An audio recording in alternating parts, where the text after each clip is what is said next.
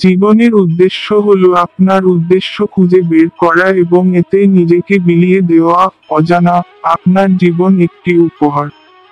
প্রতিদিন সকালে এটির জন্য কৃতজ্ঞ হয়ে উঠুন। অজানা, এমন কিছু খুঁজুন যা আপনাকে উত্তেজিত করে এবং এটি করুন।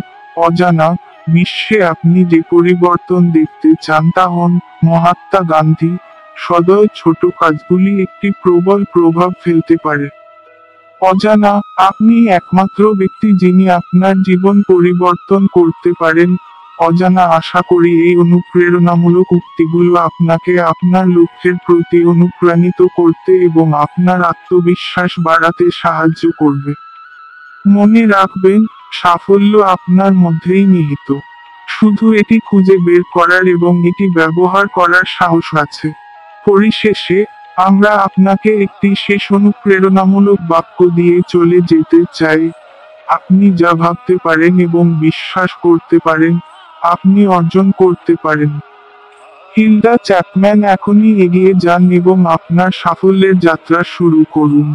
স্বপ্রেরণা কি? আত্মপ্রেরণা হলো বাহ্যিক চাপ বা পুরস্কার ছাড়াই নিজের ইচ্ছার জোরে নিজের লক্ষ্য অর্জনের ক্ষমতা।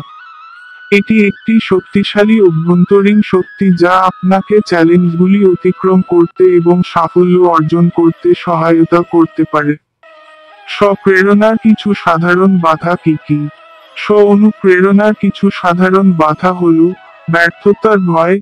ব্যর্থতার ভয় আপনাকে আপনার লক্ষ্যগুলি অনুসরণ করা থেকে বিরত রাখতে পারে। বিলম্ব, কাজগুলি বন্ধ করা অনুপ্রাণিত থাকা কঠিন করে তুলতে পারে। সমর্থনের অভাব, আপনার যদি শক্তিশালী সমর্থন ব্যবস্থা না থাকে তবে অনুপ্রাণিত থাকা কঠিন হতে পারে। নেতিবাচক স্ব-কথোপকথন। নেতিবাচক স্ব-কথোপকথন আপনার আত্মবিশ্বাস এবং প্রেরণা হ্রাস করতে পারে। আমি কিভাবে এই বাধাগুলি কাটিয়ে উঠতে পারি? এই বাধাগুলি কাটিয়ে উঠতে আপনি করতে পারেন।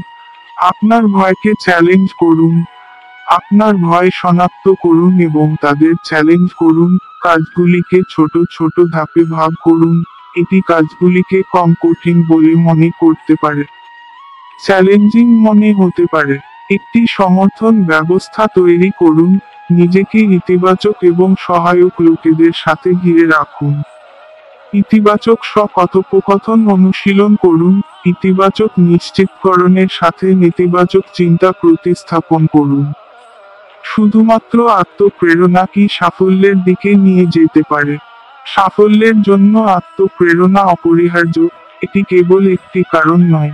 আপনার সঠিক দক্ষতা, সম্পদ এবং সুযোগেরও প্রয়োজন। যাই হোক, দৃঢ় স্বপ্রেরণার সাথে, আপনি বাধাগুলি অতিক্রম করতে এবং আপনার লক্ষ্য অর্জন করতে পারেন। আমি কিভাবে আমার স্ব-অনুপ্রেরণা বাড়াতে পারি? আপনার স্ব-অনুপ্রেরণা বাড়ানোর বিভিন্ন উপায় রয়েছে, যেমন স্পষ্ট লক্ষ্য স্থির করুন। স্পষ্টভাবে সংজ্ঞায়িত লক্ষ্যগুলি আপনাকে দিকনির্দেশনা এবং উদ্দেশ্য সম্পর্কে ধারণা দিতে পারে। সাফল্য কল্পনা করুন।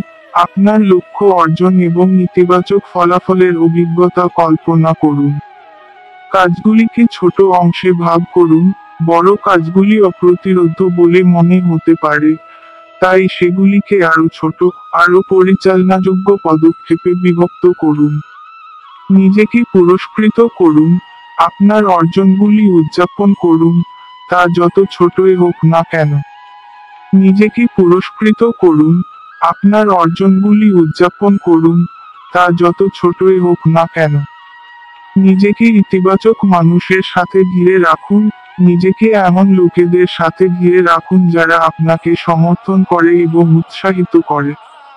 মননশীলতা এবং ধ্যান অনুশীলন করুন। এই কৌশলগুলি আপনাকে চাপ কমাতে এবং আপনার ফোকাস উন্নত করতে সাহায্য করতে পারে।